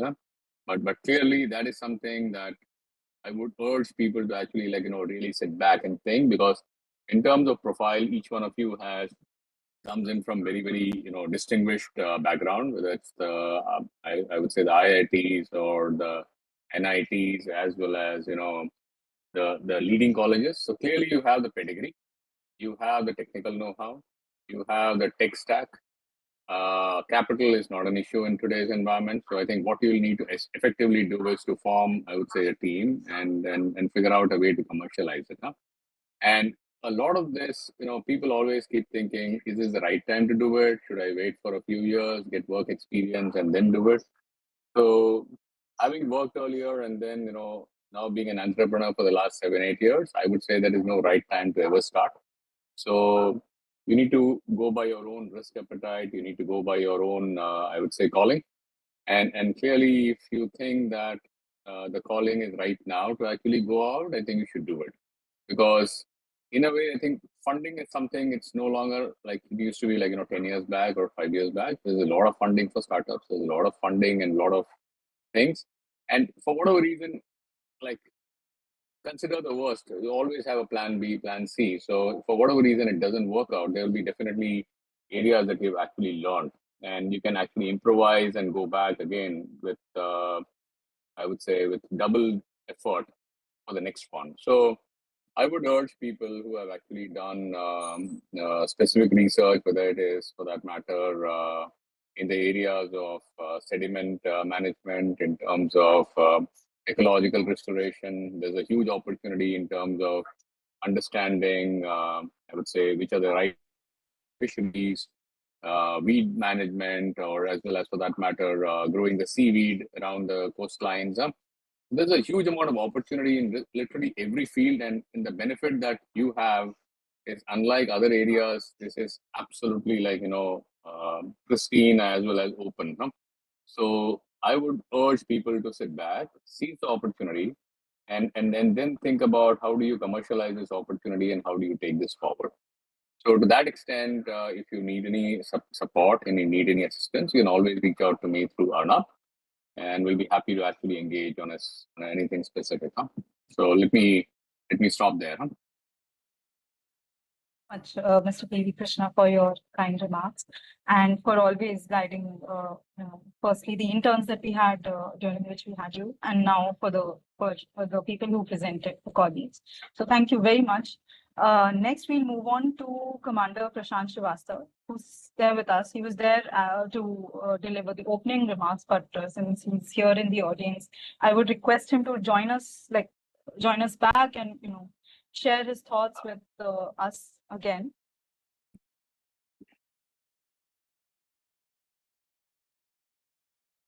Commander P.K. Srivastava. Yes, thank you, Nishtha.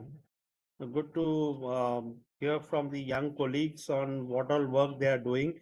Very interesting and very relevant to the areas in which blue economy is moving. I have certain specific thoughts on each of the presentations, which I would like to share with the presenters. And then I'll also mention something about the startup areas. Specifically, when we talk about marine spatial planning, which was the first presentation from Sridhar, I think. I would request Sridhar, you also have a look at the guidelines issued by IOC UNESCO on marine special planning, because you are covering many areas and many layers in your MSP, but are they in alignment with the IOC UNESCO guidelines? And if so, then that would be good, or you can add and more into those areas. So that could be one area which you should look into it. Secondly, I would also look at this guidelines of IMO for underwater noise and all, which are already there. I'm sure Arnav, you know about it, your team knows about it, and how it can be used for our waters, which are very different to what you mentioned from the polar waters. And when we are talking about that, that is an area I think where a lot of work on the startups could take up, specifically with regard to acoustics, using AI and for modeling and making digital twins for these areas. Maybe also look at how the coastal risk assessment could be done using your modeling technologies, because the coasts are also getting affected because of climate change, sea level rise, many areas. So if we use your modeling technologies and simulation technologies in MSP which you are deriving, that is an area which I feel the startup youngsters having good knowledge on digital tech, etc., could come up and provide solutions to the policymakers and the state governments. Secondly, I have a comment with Shlok with regard to aquaculture and coastal fisheries, which he rightly pointed out on the growth primarily happening in the culture aspect. But I think we should also look at an area where India is not focusing much, which would be on deep sea fisheries. Most of our fisheries are primarily in the coastal areas, whereas deep sea fisheries is an area which we have not ventured out much. And they're saying, as they say, is that the fish in Indian deep sea are dying of old age because people have still not ventured out much. So how can we use satellite technology or technology to enhance or use autonomous vessels, something like that, which can be used by the community, bring in the investors, bring in the technology team to go into deep water, harness those resources, not only for our blue economy, but also for community betterment. And coming specifically to a presentation on natural capital accounting and all, I think Arnab, you and your team must have a look at the document which has been or a framework which has been given by Ministry of Statistics and Program Implementation, MOSPI. This documentation, the framework has just come out in the month of January this year. Since MOSPI is the standard government of India agency which comes out with all these frameworks for accounting, whether it is economic accounting or social accounting or statistical accounting, they have partnered with the experts, where our partner team members from NCCR and others were also involved, and the framework has already been defined. Okay, so your team should also align with that framework. It would then only have a relevance. And so there's a lot of work to be done in that field, and very rightly pointed out, because natural capital accounting is a very, very new field. Many people are not aware how to go about it. What are the economic values? How do we use that economic value for trading purposes or for capitalizing on it? And here I would also like to lastly point out on the presentation on Catherine, where she's rightly mentioned about various aspects of blue economy. But what we see from the ministry's perspective still, and a very clear problem, is that we haven't yet defined clearly in the government what is blue taxonomy. We merge everything as green. Okay, we say if you're doing a project in the port, it's a greenfield port, but greenfield port may have its own merits, but it is also contributing to blue economy. So where do we define blue? government has still not defined a blue economy framework. If it is a coastal ecosystem work or you're restoring mangroves, team is working. That's a blue economy concept, though it is also contributing to your NDCs and your green. So we need to have a clear definition on blue taxonomy. And that is an area where we can work on. Thank you for allowing me to share my thoughts here. Bye, Nisha. For your individual and deep insights that you had for each of the presentations that we had from our team. Now we would move on to the next speaker that we have. We have with us Rear Admiral Monty Khanna, retired, AVSM NM, and he's a member of National Security Advisory Board. A little bit about Rear Admiral Monty Khanna. He's a distinguished submariner and strategist. He has commanded frontline warship, served as the naval attaché in Washington, and held senior roles including assistant chief of naval staff and commandant of the Naval War College. So I would like to hand over the mic to Rear Admiral Monty Khanna to share his remarks with all of us today. So Arnab, firstly, thank you for inviting me on this platform. I'll keep my remarks extremely brief because I think we're running really on time. Just a few things I thought I can mention is that when it, having served on submarines for years, I know the complexities that are there in the domain, and particularly hunting for submarines is not easy at all. So I think the first thing that really needs to be done as we roll out our UDA architecture is you're building up a baseline, a base layer. Because it's only once you have a complete baseline of an acoustic map, so to speak, that you can use that of your basic ambient noise levels, etc. And that becomes your reference point, because then you're looking for aberrations from that, and from that aberrations you can compare and see as to your helps you in your identification. And that's going to be a Herculean task, to build up that base layer, because you'll synthesize and fuse data from multiple sources, and that data also tends to be seasonal. So you have to, put it all together until you get a completely fused, and it'll always be work in progress. I think you can never have it complete. It'll always be work in progress. So the other issue I thought was, where you can, as this data starts flowing, it was mentioned in passing, one is about dark shipping, of course, that once you have an acoustic map and you can look at acoustic map aberrations, then, even if a ship has got the AI switched off or things like that, then you can know at least to home on to certain areas that you need to search in, etc. Even for spoofing, if you constantly make this, correlation between AIS and acoustic signature, and if you find a mismatch between these two, then you know that you've got a problem in certain areas, and then you can focus on those specific contexts as well. Lastly, I thought I'll just make a very brief mention is that, and this is more on Sridhar's presentation on marine spatial planning, that this data becomes very important, because the default position, I would say, on exploiting the marine environment is always antagonistic, in a sense that if you, I'm sitting here in Goa, where every time there's a proposal, for example, to open a marina, let's say, for a pleasure craft, etc., the automatic position of the fishing community is to oppose it, because there's. So I think these are just based on perceptions, and you assume, that is. I'm not saying they're wrong, but but it is only data that can either prove or disprove this. And therefore, I think, the more data that you build up, then you will come to rational decisions on these matters, and not, just based on on lobby groups, etc.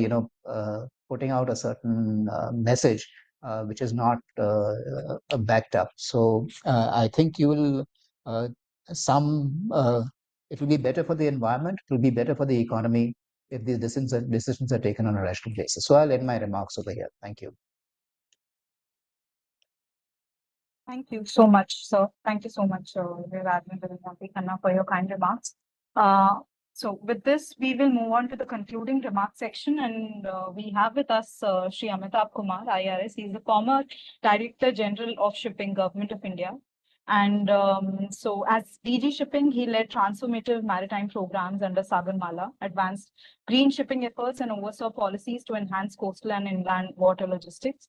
Post-retirement, he continues to contribute through board roles, including his appointment as an independent director at Green Eastern Shipping Company and as the chairman of several seafarers and welfare organizations. So over to Mr. Amitabh Kumar for his remarks.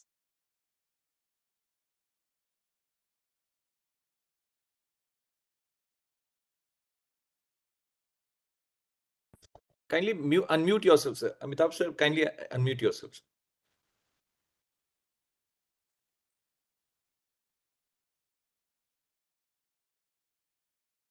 So there's an icon at the bottom that you can click, which will unmute you and you can speak.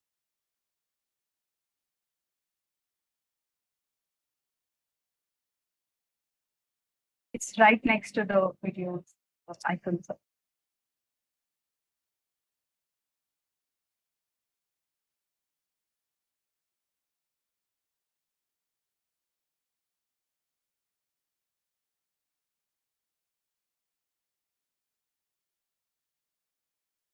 Can we take help from the hosting team? If the hosting team can go ahead and unmute, sir.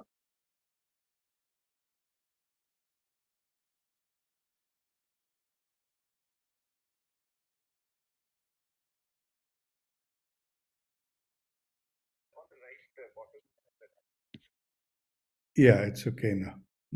Yes, sir, we can hear you. It was not letting me unmute. Okay. Sorry for this inconvenience, and good evening to all the dignitaries, all the speakers, organizers.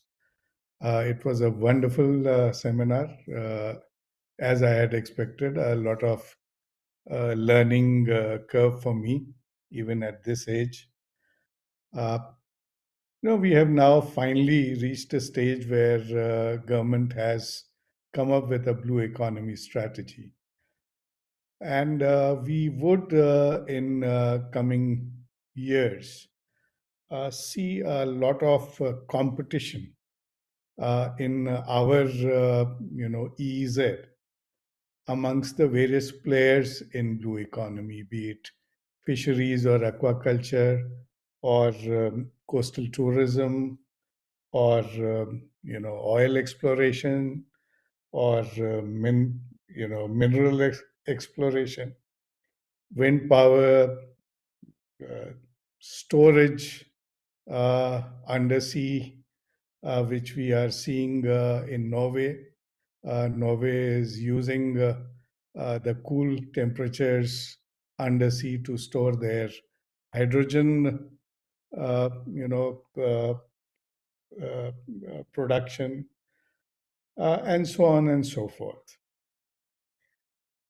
One, of course, if blue economy is to play its role in the Indian EEZ as we expect it to be, it will require a lot of investment in terms of ships, watercrafts.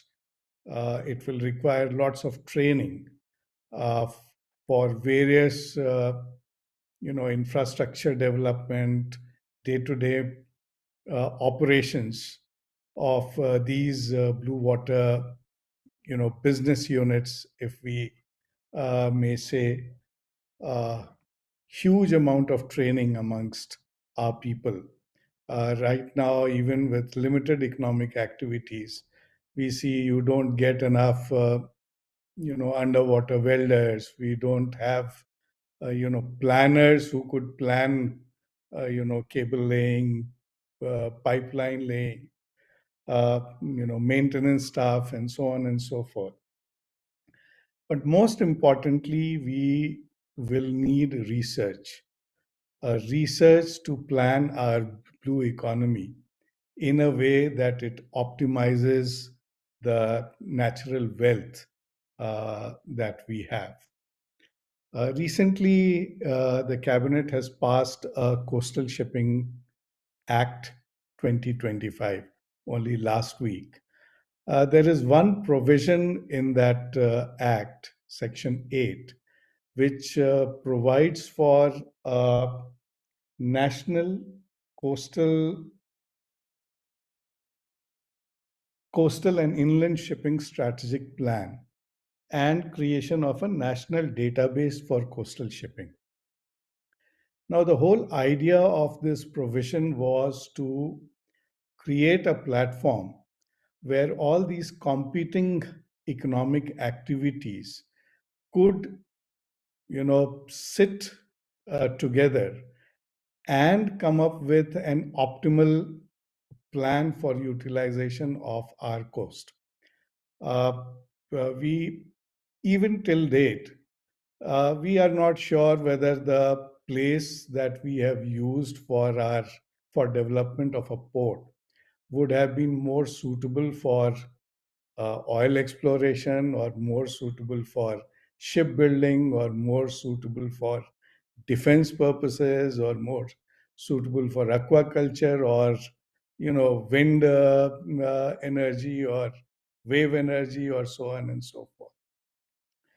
And this is where I think marine special planning is of utmost importance. We have had, we in finance side, we see a lot of startups who are using finance database to assist policymakers in devising their either investment policy, or overall finance policy, revenue policy. Even companies to come up with their business expansion, and so on and so forth. I think this kind of database does not exist as of now in India, and it doesn't exist at many places in the world. I have attended so many IMO meetings, and one would see that big policy decisions are being taken without enough data to back up with the decisions that are being arrived at. As you mentioned, as I think Sridhar mentioned in his presentation, a simple planned decision on sedimentation could reduce cost for a port, which can make a port viable. Simple, if you reduce the dredging cost of the port, the viability of that place to act as port increases manifold. If we just use this ecosystem to create database, which could assist not only the government policymakers, the investors, and there would be huge investments in our coast. A few years back, I remember the Prime Minister had asked us to explore the possibility of using sea for generation of wind energy. And we just didn't know where to get that data from, which would be the best location to try, installation of wind energy in our coast. We have some database coming from INCOIS or IMD, but these data points are not accurate. That we saw in Taute, where even a huge company like ONGC could not protect whether the cyclone would actually cross, over their oil fields or not. They thought it would cross about 100 nautical miles away from their oil field. So what my previous speaker also mentioned, that it is good to have models, but your model would be as good as the data that goes into it. It as MRC, I think you need to tie up with many more agencies that could give you regular data. Maybe you can have tie-ups with all the VTMS on the ports, DGLL database is there, Navy's database is there. There is IOR of Navy. There is DG Shipping's domain awareness center. Of course, you have Inquis, you have IMD, and many more. All the state maritime boards are there. If database can be used, by all these agencies, we would have a robust system to come at to arrive at data-based policies. I am very sanguine, seeing the efforts that have already gone into this domain. The utilization of this domain, both for startups and startups using the technology to assist the policymakers or the investment seekers, uh, uh, would be invaluable. And I think you also need to work very closely with government to make sure that the limited resources that we have gets utilized optimally. So thank you very much. Thanks for inviting me. And I look forward to much more work and much more success from all these potential startups that we see in Nirdhwani technology today. Thank you. Much, Amitabh sir, for your kind remarks and for supporting the cause that we've been running, which is on the underwater domain. It's great. We're grateful to have dignitaries like you and the others who joined us. So moving forward, I would now like to hand the mic over to Dr. Commander Arnab Das for his intervention and the remarks that he might have for all of us. Thank you, Nishta. Thank you so much, Amitabh sir, Monty Khanna sir, Srivastav sir, Krishna sir. It's very encouraging for us, and we take all the points given by you. We have been working sincerely and in a very sustained manner, and the UDA framework probably gives that structure to this entire effort. And I think all of you seem to be taking us all in the same direction, and I think it's very encouraging for us. And like Monty Khanna sir also said, that creating that data is extremely important. And Amitabh sir, you also mentioned this very clearly, that we have to work with the policymaker also, and that's what has been our effort. Apart from bringing the technology intervention into the startup ecosystem, but also working very closely with the government and the policymaker has been our goal.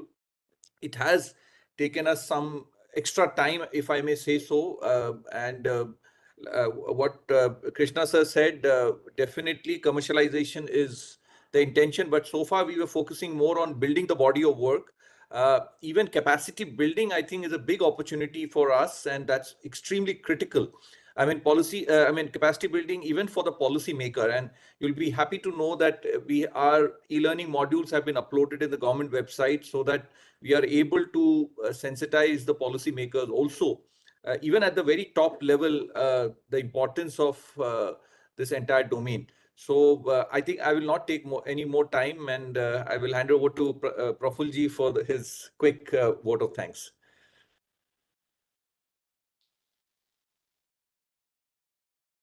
Hello, can you hear me, Nishta? Yep.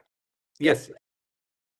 It's Yes, my pleasant privilege to propose the vote of thanks.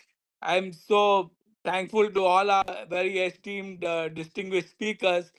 First of all, I'd like to thank Commander P.K. Srivastav for hosting us and inviting us to the stakeholder engagement meeting at the Ministry of Earth Sciences, where Nishta and myself, we both had uh, been. And it was very heartening that the government of India has got very huge plans. I mean, the purpose of that meeting was how to funnel 1 lakh crores into the blue economy going forward. So that's, I mean, that's very, very encouraging. And see, the fact that the Ministry of Earth Sciences has been chosen to spearhead this, is the nodal ministry to head this domain, is proof that the UDA component goes far beyond the MDA, just the maritime defense, the maritime domain awareness thing. Because see, this I always have been used to tease Commander Das since we met, that no Navy can stop an idea whose time has come. This is not to undermine the Navy, but to just to emphasize the point that uh, the underwater domain awareness will add huge capability to the Indian Navy going forward, and make us truly a blue water navy. So it's so important, and I see that I mean, the budget for the Indian Navy is on the ascendant, and this will no this whole thing about building capability, like Commander Das keeps saying it.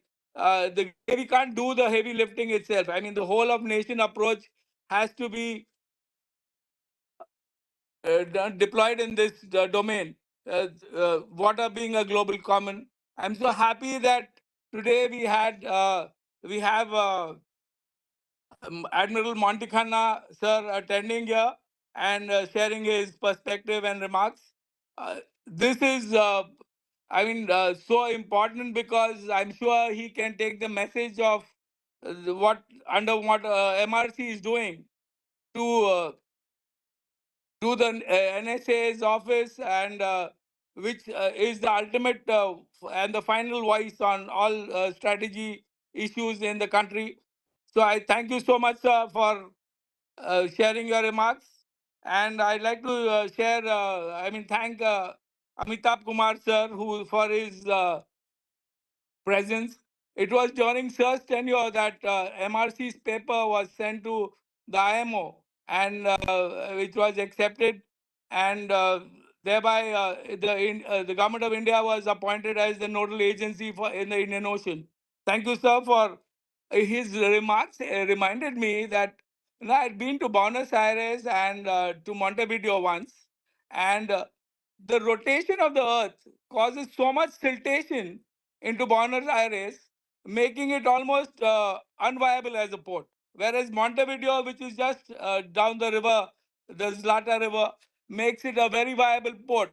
So these things, like he said, are very. We don't know what is happening in the Indian waters, in the Indian Ocean, in our waters.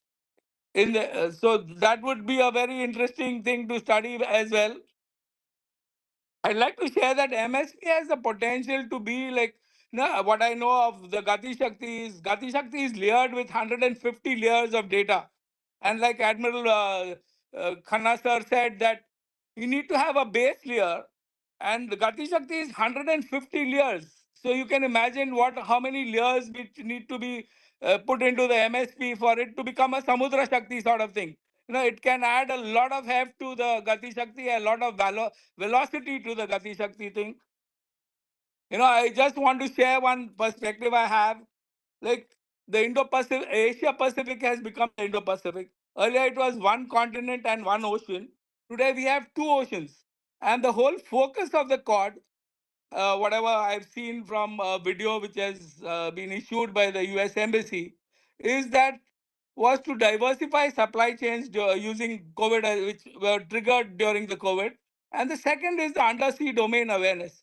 So the underwater domain awareness in these two oceans is so important for the littorals of the two oceans. And with that, I'd like to thank again the whole team at MRC, led by Sridhar, Shlok, Romit, Catherine, and Nishta, for having so ably hosted this event. And thank you, Commander Das, for having founded the Maritime Research Center, which has been fueled by his passion and passion, actually. So thank you everyone for attending, and all the audience for spending time out of your schedule on a Saturday evening to attend this webinar. Thank you so much, every one of you. Thank you, sirs. And ladies and gentlemen, thank you. Thank you. Thank you so much, sir. Thank you. Thank you, Arnav. Thank you, Prafulji. Bye-bye. Thank you. Thank you, sir. Bye. Thank you, Bye, sir. Thank you, Modi sir. Praful sir. Thank you, everyone. Thank you, sir. Thank you, everyone, sir.